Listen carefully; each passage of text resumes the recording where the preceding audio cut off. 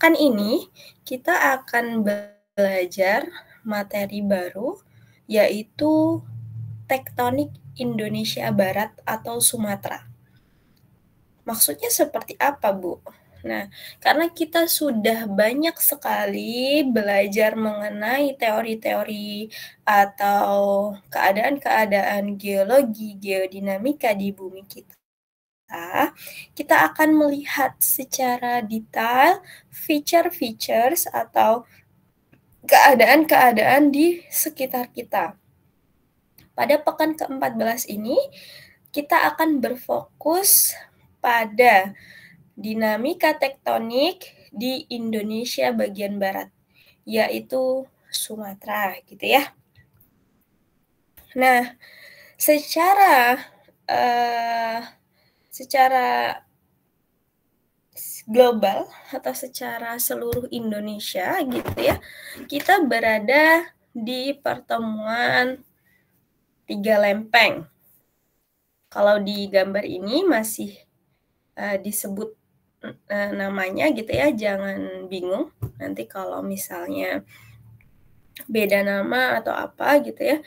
Nah, ini adalah gambaran tektonika Indonesia.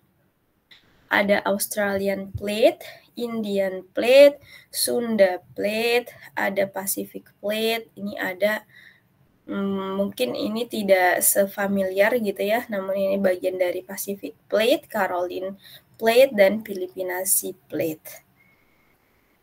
Nah, teman-teman bisa lihat peta ini disajikan dalam arah utara.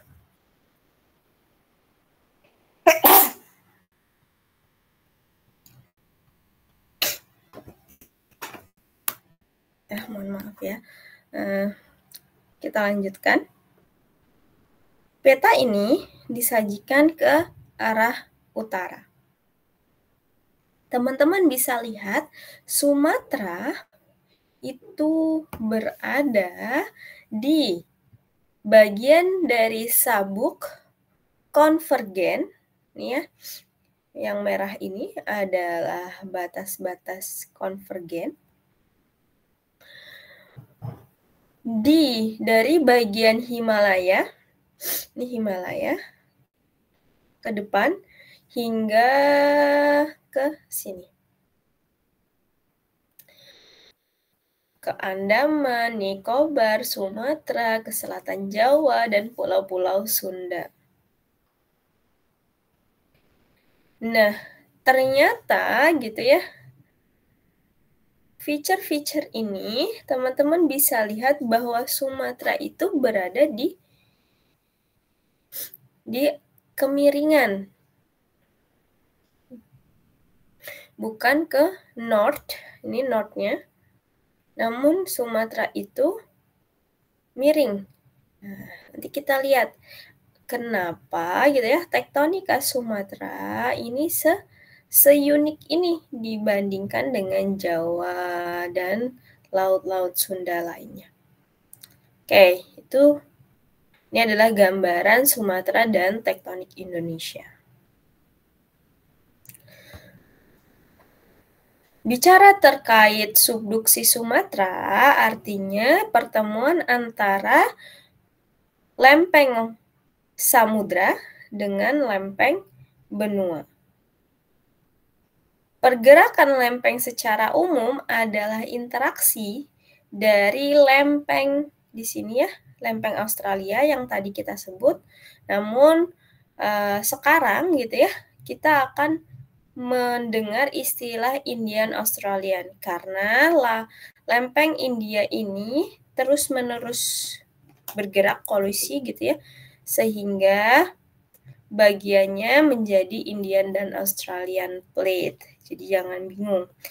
Lalu lempeng Sunda yang di sini disebut dengan Eurasian Plate. Jadi lempeng benuanya adalah Eurasian Plate dan lempeng samudranya adalah India Australian. Oke. Lempeng samudra menujam ke bawah lempeng benua yang kita sebut sebagai subduksi, ya, di sini ya, di Sumatera, sering banget kita bahas gitu ya, tektonik Sumatera, kegempaan di Sumatera, dan sebagainya. Lalu, bagaimana dengan arah subduksinya yang miring? Ya, ini kan utara ya ke sini. Arah subduksinya kan begini nih. Nah, gitu. Kalau kita zoom out di daerah Andaman atau ujung Sumatera, di Aceh gitu ya, kita melihat bahwa harusnya utara itu gitu ya, utaranya begini, namun arah subduksinya begini. Why? Nah, ini karena berhubungan dengan sudut, kita sebut sebagai azimut ya. Azimut pada arah pertemuan lempeng ini berubah sekitar 6-7 derajat arah utara. Dari arah utara ya ke sini. Nah, di sini menjelaskan bahwa di sini kan ada pengukuran sudut gitu ya, berbeda antara AE, ABAT, dan AE, ASAT. Menjelaskan bahwa gitu ya, lempeng depan Sumatera ini, yang di depan sini, itu bergerak secara independen atau sendiri. Tidak bergantung dengan Burma plate ini atau subduksi yang di atasnya. Jadi pure di dekat atau di depan Sumatera itu bergerak secara independen. Dikarenakan sesuai pengukuran perubahan arah atau azimut itu berbeda atau perubahan arahnya 6-7 derajat arah utara. Kalau kita lihat di gambar B gitu ya, di sini ada sudut dari arah utara dan latitude dari arah utara juga. Ternyata ketika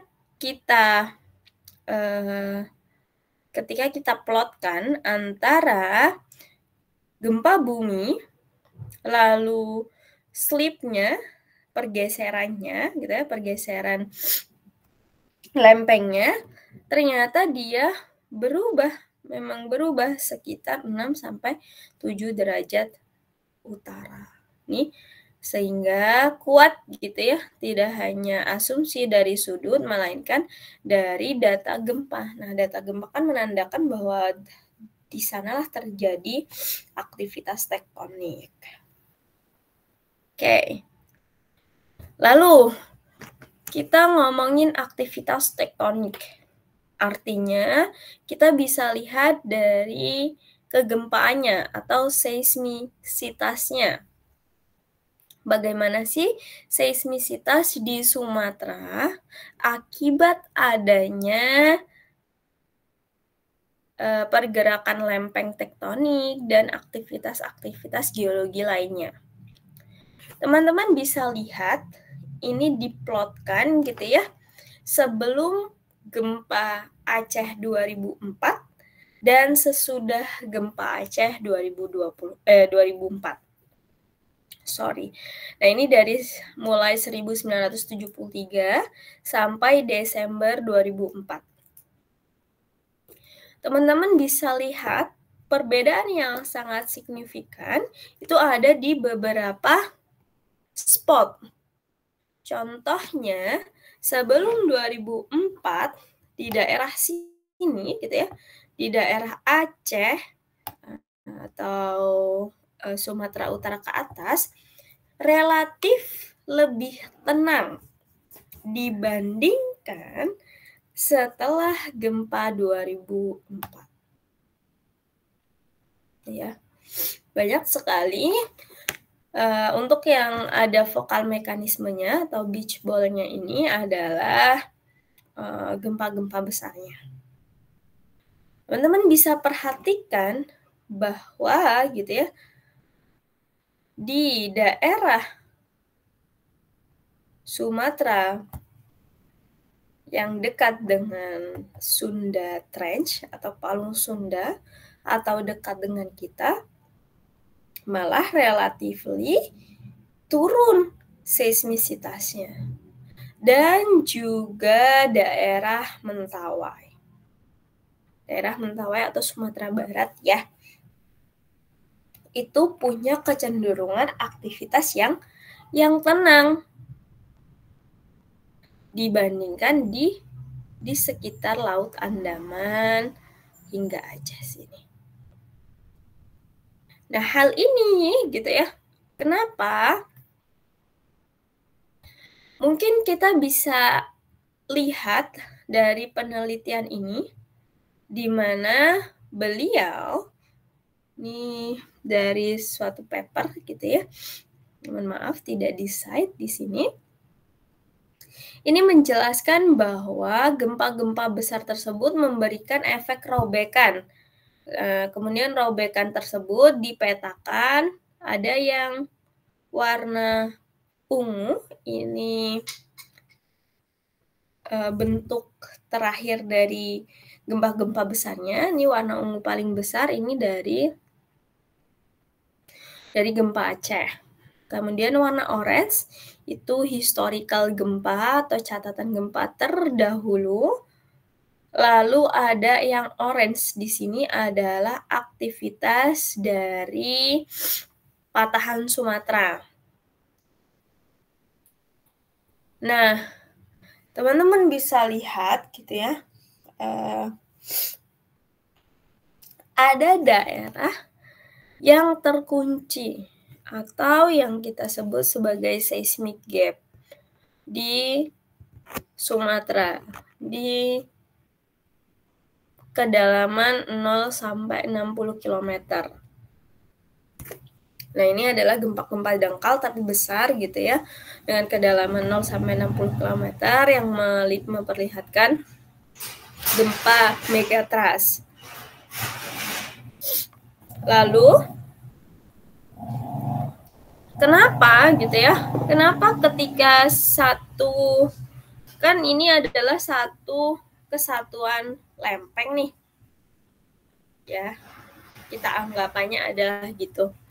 Namun kenapa ketika terjadinya gempa bumi itu dia tidak memecahkan seluruh lempeng dari ujung Sumatera sampai ujung Sumatera bagian Aceh sampai ke Lampung gitu ya. Nah, perlu seberapa besar energi yang bisa memecah hal tersebut? Bisa saja patahan atau segmen-segmen dari subduksi Sumatera sendiri. Ternyata gitu ya, ada hal menarik lagi, yaitu kecepatan pergerakan lempengnya. Antara lempeng samudra dengan lempeng benua ini seberapa cepat. Ini juga berpengaruh oleh kecepatan subduksi dan bagaimana seismisitasnya. Ternyata gitu ya, sepanjang Pulau Sumatera menurut penelitian ini memiliki 52 mm per year sampai 60 mm per year. Jadi dia pindah posisinya itu 60 mm per tahun. Bayangkan. Sesuatu yang besar berpindah gitu ya, per tahunnya 60 mm. Ya mungkin kalian bisa bayangkan 60 mm seberapa. Namun pergerakan blok yang besar tersebut kan menghasilkan sesuatu yang juga besar, yaitu gempa bumi. Karena bentuk dari Sumatera ini miring gitu ya, melengkung, maka dia akan punya pergerakan lempeng yang berubah sepanjang strike-nya. Nah, karena meskipun kecepatannya ini tinggi gitu ya, namun dia bisa menghasilkan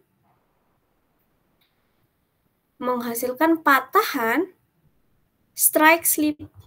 Nah, karena patahan strike slip itu tidak membutuhkan pergerakan yang besar. Nah, ini ya kita ngomongin bagaimana patahan ini terbentuk. Ada beberapa hipotesis yang menyebutkan gitu ya,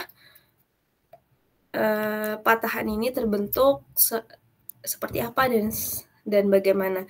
Salah satu hipotesis yang masuk dalam logika kita adalah ketika lempeng samudra ini menujam ke bawah permukaan, lalu benua ini tidak stabil gitu ya, sehingga muncullah atau terbentuklah patahan geser dari ujung Sumatera hingga ke ujung Aceh sini.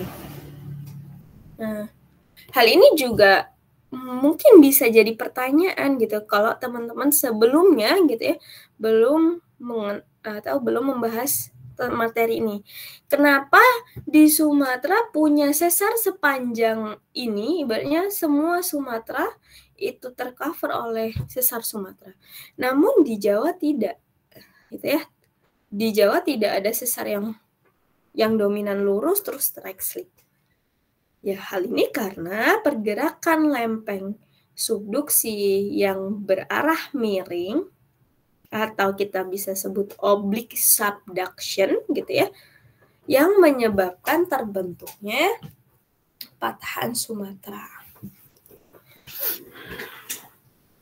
Oke, sampai sini ada yang ingin didiskusikan terlebih dahulu?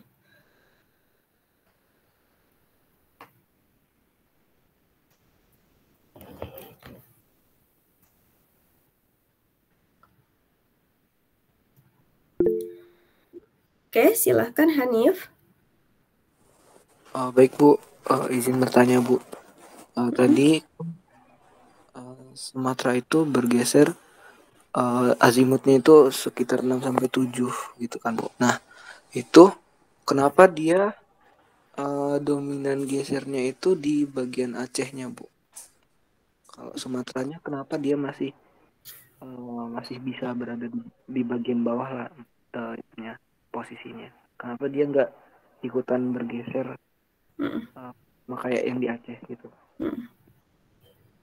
Oke, terima kasih banyak pertanyaannya. Mungkin kita balik lagi ke sini ya.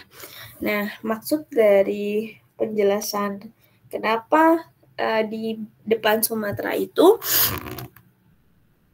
berubah azimutnya 6 sampai 7 derajat arah utara. Penelitian ini ingin menjelaskan bahwa lempeng yang di sini, Burma sampai Myanmar Himalaya ini tidak punya hubungan atau si Sumatera ini bergerak secara independen sendirian gitu ya. Jadi tidak ada nih maksudnya ketika Burma pecah gitu ya, lalu si Sumatera ini ikut tidak setimbang. Ya tentunya ada potensinya, namun dia menjelaskan bahwa Laut Andaman atau di sini yang sudah berarah utara, ini kan udah lurus ya, maksudnya secara itunya geometrinya begini, lurus, subduksinya kan begini. Dia udah tidak miring, udah tidak oblik seperti punya Sumatera. Nah, itu yang memperkuat bagaimana si subduksi di depan Sumatera itu berbeda dengan si Andaman sampai ke Himalaya. Nah, di sini gitu ya pengukurannya di dekat Aceh gitu ya untuk melihat bagaimana perubahan antara si sudutnya. Begitu Hanif. Ada yang ingin ditanggapi? Kalau begitu ada pengaruhnya nggak sih Bu sama yang aktivitas seismik di dekat Aceh itu setelah gempa besar yang terjadi di Aceh? Oke, terima kasih banyak. Nah, di gambar ini kan ada terlihat gitu ya aktivitas seismik setelah dan sebelum gempa bumi Aceh. Nah, aktivitasnya tentunya di daerah sini gitu ya, perbatasan antara Andaman Island atau Pulau Andaman dengan Sumatera, dia menunjukkan aktivitas yang sangat signifikan. Karena apa? Setelah gempa besar itu gitu ya, kan material pecah gitu ya. Kemudian dia akan mencari keseimbangannya dan selain itu juga ketika gempa bumi rilis, dia akan men-trigger atau kita bisa sebut sebagai domino effect. Karena kan energinya akan tersebar ya di sekitarnya. Nah, energi tersebut terakumulasi terus daerah tersebut pecah, batuan di situ pecah sehingga teman-teman bisa lihat signifikasi dari seismisitas di daerah sini. Nah, di daerah sini. Namun nanti ada seismic gap di sini. Gitu, Hanif. Oke, baik, terima kasih Bu. Ya, sama-sama. Terima kasih juga telah berdiskusi. Oke, ada lagi yang ingin didiskusikan? Silakan. Jika tidak, kita lanjut dulu ya. Nah, subduksi Sumatera atau yang karena subduksinya miring, kita sebut sebagai subduksi oblik. Nah, subduksi oblik ini pertemuan antara dua lempeng terjadi pada sudut tidak tegak lurus terhadap trenchnya. Kan trenchnya begini, sudutnya begini. Nah, kita lihat lagi di sini. Nah, ini kan tidak tegak lurus ya. Misal ini trenchnya. Harusnya kalau biar dia subduksi tegak lurus kan begini. Tapi nyatanya energi atau tekanannya miring begini. Ini disebut sebagai oblique subduction. Harusnya kan begini ya. Harusnya kan yang ini nih. Yang warna star. Harusnya kalau secara umum namanya subduksi. Begini nih, tegak lurus sama palungnya. Sama batas lempengnya. Namun di sini tidak. Di sini energinya, tekanannya tuh miring begini. Dinamakan sebagai oblique subduction. Sehingga terjadilah gitu ya dua sesam. Ini subduksinya ke sini, arah trennya begini. Kemudian karena hal tersebut kan teman-teman bisa lihat kalau miring, kalau materialnya miring, kalian tabrak gitu ya dari arah yang hampir utara, dia akan tidak setimbang, akan pecah gitu. Nah, pecahnya si oblique subduction ini punya produk yang dinamakan sebagai sliver plate dan patahan strike slip di sini. Nah, itulah yang jadi alasan kenapa strike fold sepanjang Sumatera itu terbentuk karena adanya subduksi oblik. Sliver plate-nya tuh di mana, Bu? Di bagian mana? Saya tidak melihat. Kita cek lagi. Nah, di sini di bagian depan dari subduksi itu ada sliver plate-nya. Ini ya. Bagian tengah-tengah antara muka subduksi dengan sesar Sumatera. Dinamakan sebagai sliver plate. Lalu setelah patahan Sumatera ada barisan pegunungan yang terbentuk. Di Sumatera ya, banyak sekali pegunungan barisan dan sebagainya. Nah, lihat lagi gitu ya. Nih.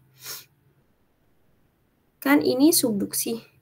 Lalu tengah-tengahnya adalah sliver plate. Kemudian ada strike slip fold di sini. Maka gitu ya. Lama-kelamaan pergerakan dari sini dari patahan Sumatera sendiri itu akan bergantung pada bagaimana si kecepatan subduksinya juga gitu ya. Karena kan dia akan berpengaruh nih. Ketika subduksinya cepat, maka si overriding plate atau di sini di sebelum Sumatera ini patahannya juga akan bergerak secara signifikan.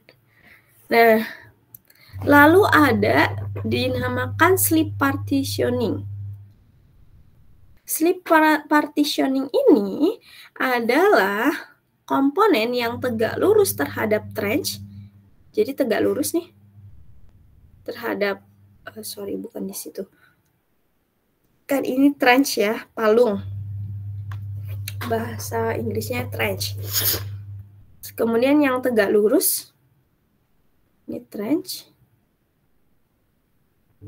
Nah, itu sesar naik.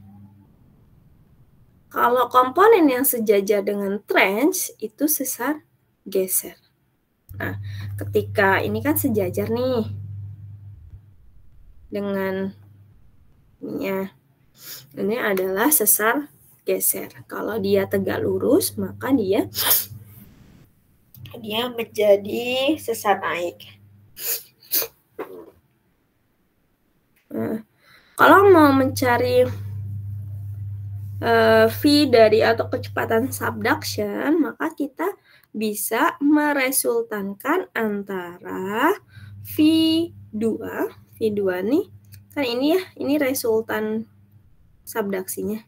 Kita bisa mencari resultan dari sini. Dan sini. Fn dan Fs kan tinggal diakarkan gitu ya resultannya. Oke. Lalu masih dengan ilustrasi sliver plate dan pergerakannya kondisi oblik. Kalau di sini gitu ya, sliver plate ini dibentuk dari pelepasan ujung lempeng. Kan lempeng ya, lempeng samudera. Yang atas, overriding plate biasanya disebut di forearc. Forearc itu di depan. Di depan, cekungan depan gitu namanya forearc. Kalau cekungan belakang gitu namanya back arc. Akibat adanya shear stress selama konvergensi. Nah, sliver plate ini berada di antara sesar geser dan sesar naik. Di sini jadi sesar naik. Di depan subduksi yang tegak lurus, Lalu di sini ada sesar geser. Jadi ada di tengah-tengah antara sesar naik dan sesar geser. Oke. Ini masih ngomongin total pergerakan relatif tadi ya. FSS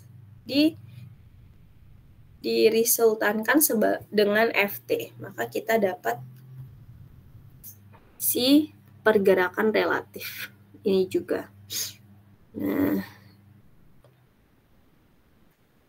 FT ini F trench, kalau FSS itu strike slip. Oke, sampai sini silakan jika ada yang didiskusikan.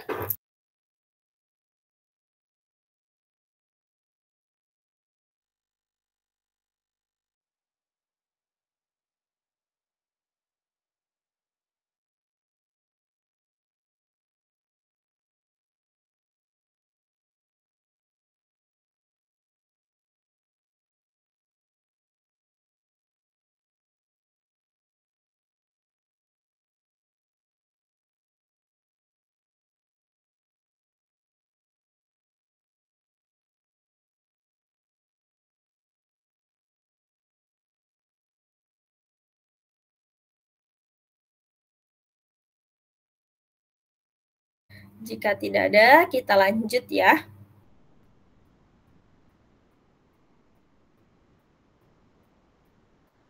Setelah kita ngomongin subduksi, ngomongin ada oblik, kemudian ada slipper plate. Nah, kita akan berpindah gitu ya. Kita akan melihat bagaimana sesar Sumatera. Yang ini nih, yang disebut forearc teman-teman. Yang di depan, trench. Kemudian yang ini disebut sebagai back arc. Jangan bingung ya, silakan dibaca-baca lagi. Nah, bagian selatan, kira-kira mana nih yang selatan? Dari arah mata angin. Ada yang bisa? Atau ada yang ingat arah mata angin? Atau ada yang tidak ingat arah mata angin?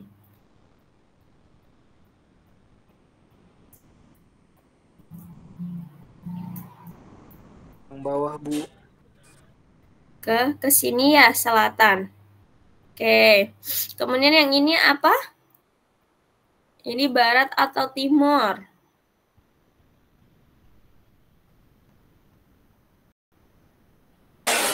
Yang kanan timur, yang kiri barat, Bu.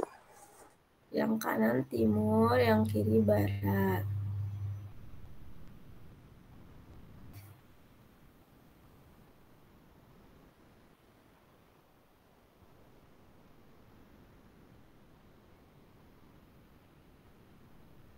Ada yang tidak setuju? Setuju, Bu. Oke. Jangan sampai lupa ya arah mata angin. Nah, di sini gitu ya, di bagian selatannya Sumatera, maksudnya kalau kita ini adalah bawah gitu ya. Kalau kita asumsikannya sebagai arah bawah, atas, kanan, kiri, di sebelah sini yaitu geometri patahan. Geometri patahan dan ada forearc yang sederhana. Bentuk yang sederhana mendorong rupture yang besar dengan gempa magnitudo 9 tahun 1833. Ini di mana? Di sini loh teman-teman. Pada tahun 1833. Nah, forearc-nya sederhana. Patahannya MFZ ini sederhana, namun memang gitu ya bisa memberikan rupture atau kekuatan gempa besar hingga magnitudo 9. Nah, di sini ada juga pernyataan bahwa banyaknya fragmentasi pada bagian tengah. Ini ada beberapa island gitu ya, pulau-pulau, disebabkan oleh investigator fracture zone atau IFZ. Apa itu? Nanti teman-teman bisa cek ya. Nih.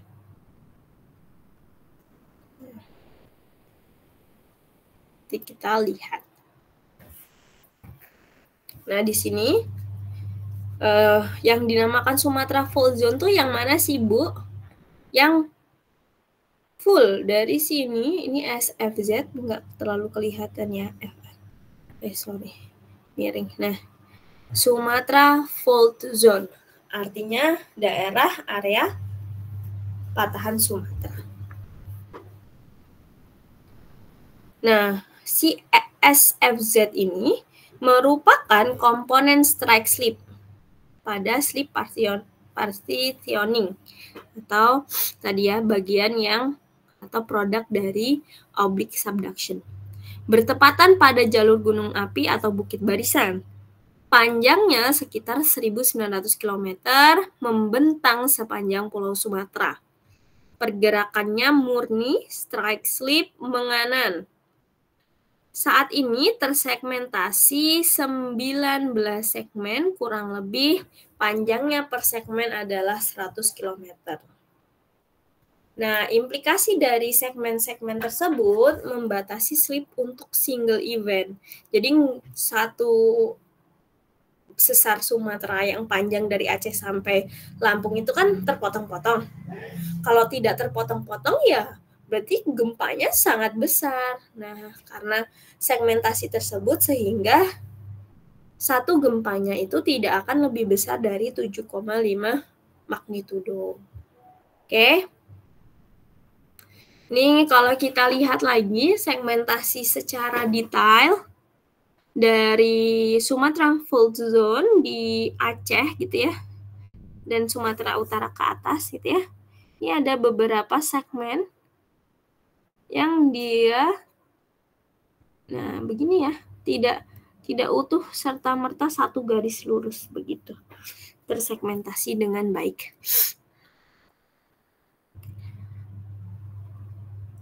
Lalu kita akan melihat bagaimana sih forearc atau punggungan besar busur depannya. Forearc di depan sini ini merupakan daerah non-volkanik ya teman-teman.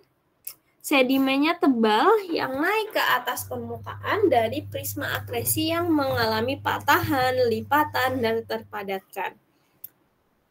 Sedimen tebal dari prisma akresi ini dimungkinkan hasil dari endapan sedimen pegunungan Himalaya. Jadi banyak sekali kontribusi dari tektonik-tektonik di sekitar kita. Lalu di forearc ini kita punya pulau-pulau kecil di antara Trench dan Pulau Sumatera. Contohnya pulau apa? Pulau Nias, Pulau Batu, Siberut, dan sebagainya. Dari ujung hingga ke ujung sini. Terakhir kita punya Pulau Enggano. Itu adalah punggungan besar. Lalu ini ada namanya MFZ atau MF ya di sini. Nah, ini adalah Mentawai Fault. Di mana zona Mentawai Fault ini berada di back truss atau belakang dia sesar naik gitu ya yang berada di daerah forearc.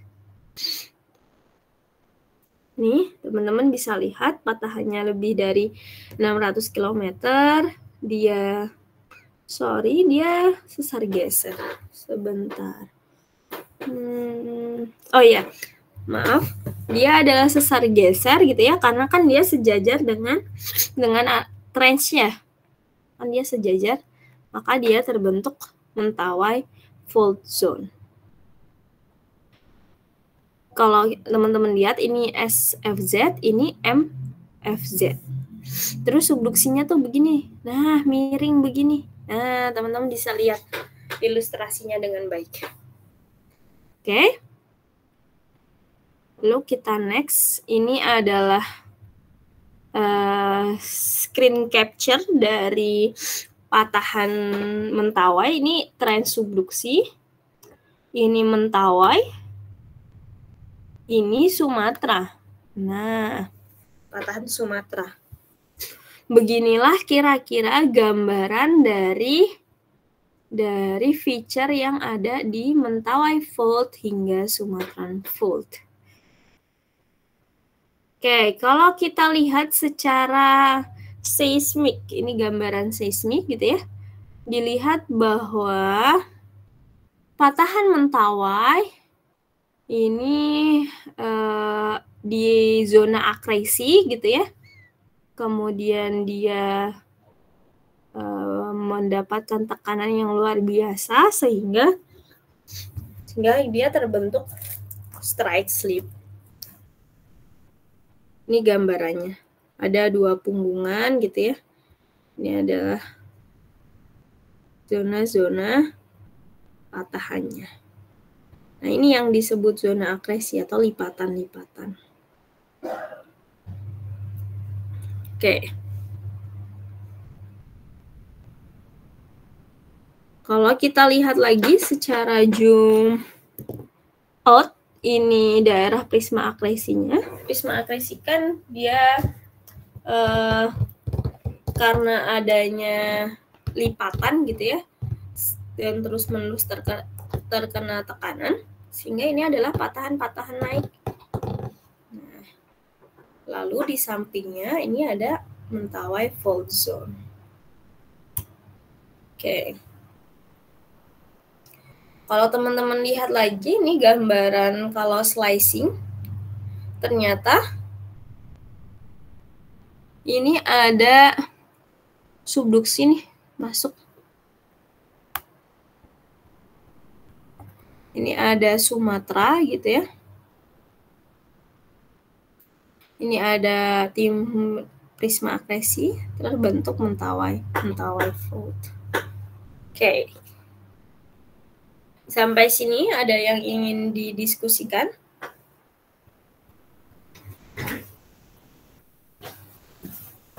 Nah, materi kita pada pekan ke-14 sampai di sini. Bagaimana tektonik di Sumatera atau bagian barat Indonesia itu ada subduksi, ada sesar besar Sumatera, ada sesar Mentawai, dan ada forearc, ada slipper plate, dan sebagainya. Nah, untuk itu silakan jika ada yang ingin didiskusikan sembari kita diskusi,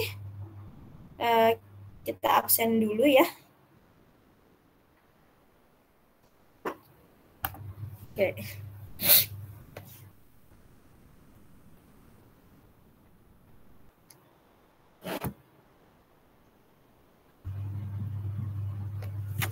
Lugiano. Hadir, Bu. Dima. Hadir, Bu. Andrew. Tata. Tata hadir, Bu. Astria. Anjarila hadir, Bu. Rosi hadir, Bu. Andrew Christopher. Andrew hadir, Bu. Andreas Purba. Hadir, Bu. Latif. Hansa. Hadir, Bu. Fatan hadir, Bu. Salsabil Ega. hadir, Bu. Ega hadir, Bu. Alifa hadir, Bu. Feti. Hadir, Bu. Farah. Hadir, Bu. Fadia. Rishad. Hadir, Bu.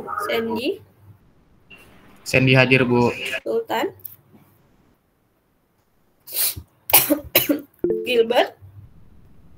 Gilbert hadir, Ibu. Grace hadir, Bu. Linda. Dinda hadir, Bu. Samuel Willy, Nur Alif, Hadir Ibu. Hanif, Ilham, Hadir. Ilham hadir Bu. Khairul Rafi, Hadi, Siti Hotnaria, Siti Honaria hadir, Bu. Joseph, Erianti, Joseph hadir Bu. Oke, Erianti, Arianti hadir, Bu. Satrio, Satria hadir, Bu. Faradila, Radila hadir, Bu. Trista, Hadir, Bu. Joan, Hadir, Bu. Loh, Lohayu hadir, Bu. Neza, Hadir, Bu. Mestika, Hadir, Bu. Rafif, Rahmat, Tiko Joshua, Hadir, Bu. Raffi Rahmat. Tiko hadir, Ibu. Tiko ada lagi yang belum Fadia, Fadia hadir, Bu. oke.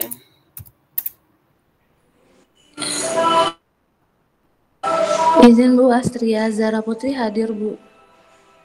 Oke. Ada lagi? Sudah ya, yang tidak hadir Andrew Martua, Ya, Andrew Sultan. Martua hadir, Bu. Izin, Bu. Samuel Willy, Khairul Rafi,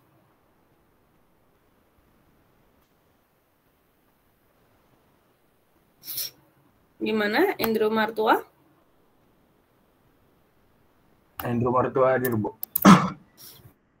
Oke. Ya, ya Fadia, kenapa?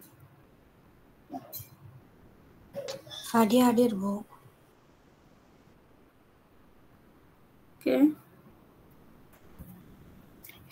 Baik. Khairul hadir Bu. Ya. Baik, kalau tidak ada pertanyaan lagi, silahkan diulas kembali materinya, gitu ya. Saya akhiri pertemuan kelas pada pagi hari ini. Wassalamualaikum warahmatullahi wabarakatuh. Waalaikumsalam. Terima kasih, Bu. Sama-sama. Terima kasih, Bu. Terima kasih, Bu.